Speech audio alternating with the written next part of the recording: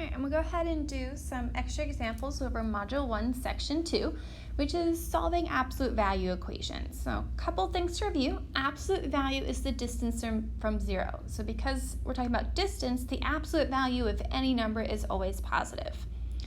There are always going to be two solutions to an absolute value equation, and anytime you're solving an absolute value, you want to isolate the absolute value before you set up your two equations to solve. One of the most important things to remember is that absolute value equations can never equal a negative number, and that's after you've isolated it. So you want to isolate it first and then check to see if you're equal to a negative number. So a couple little quick examples to start off with in evaluating the absolute value. So if we're talking about the absolute value of negative 9, we want to know how far is negative 9 from 0, and it's a distance of 9. So the absolute value of negative 9 is 9. Something like this second equation, we're doing negative 2 times the absolute value of negative 7. So the first thing we want to do is figure out the distance negative 7 is from 0, which is just 7. So it becomes negative 2 times 7, which ends up being negative 14. So you can actually get a negative value, but only if there's a negative outside the absolute value. An absolute value on its own can never equal a negative, only if it has things happening outside. So next I want to take a look at some absolute value equations. So our very first example is the absolute value of 4x minus 1 equals 11. So we always want to check, is the absolute value isolated? In this case it is. So now we want to set up our two equations. So the first one is to treat it like there aren't any absolute values. So we can have that 4x minus 1 equals 11. So basically inside the absolute value we would end up with 11, and the absolute value of 11 is 11. So when I solve this equation, my first step is going to be to add 1 to both sides. So we get 4x equals 12. Then we're going to divide both sides by 4, and we get that x can equal 3. So the first case is always pretty straightforward. The second case is what happens if I have negative 11 inside the absolute value, because the absolute value of negative 11 is also 11. So the second equation we're going to solve is for 4x minus 1 equaling negative 11. So it's going to be the same two steps to solve for x. I'm going to add 1 to both sides. So we get 4x equals negative 10. And then I'm going to divide both sides by 4. Now in this case, negative 10 divided by 4 is not a whole number. So I want to leave it as a fraction, and I want to simplify it. So negative 10 and 4 are both even, which means I can divide them by 2, and I end up with negative 5 over 2. So 3 and negative 5 halves are the two values for x that when I plug it into my absolute value equation, I get 11 as my answer. Our second example is negative 2 times the absolute value of x plus 1 equals negative 9.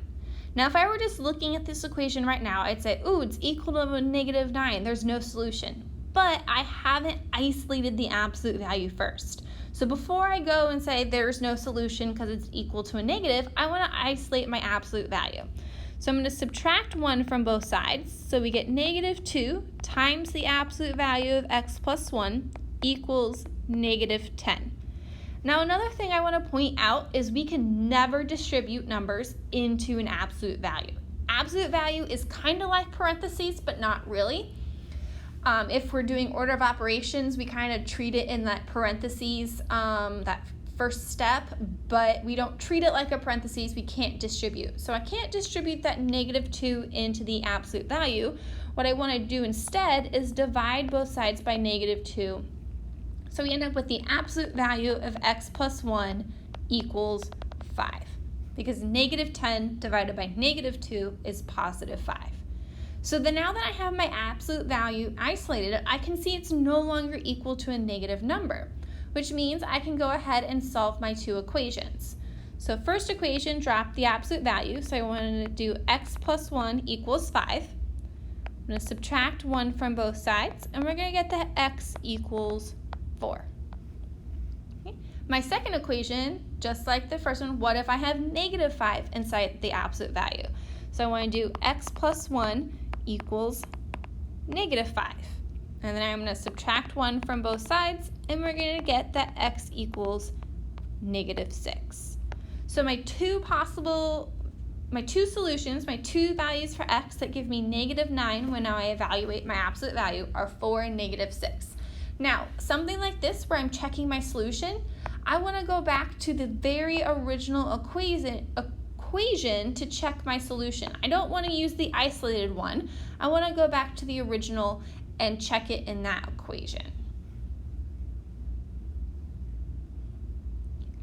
Our very last example says the absolute value of 3x minus 2 equals negative 16. So I want to check, can I isolate my absolute value? And the answer is no. The absolute value of 3x minus 2 is already isolated. So it's equal to a negative number. And absolute values, when they're already isolated, can never equal a negative number. So this is a case where it's no solution. Now, no solution for absolute value doesn't mean I can't solve for x. If you were to forget that the absolute value of 3x minus 2 equals negative 16 is no solution, you could set up your two cases. You could solve the equation 3x minus 2 equals negative 16, and you could solve the equation 3x minus 2 equals 16. You could solve both of those equations for x. You would get two solutions. The no solution comes in when you're checking the answer. Whatever values I get for x here, if I were to plug them back into my absolute value equation and evaluate it, I would not end up with negative 16 as my answer. I would end up with positive 16 as my answer, which is why this is an example of no solution. Hopefully this clears up any questions you still had over absolute value. If there's anything else you have questions over, please email me.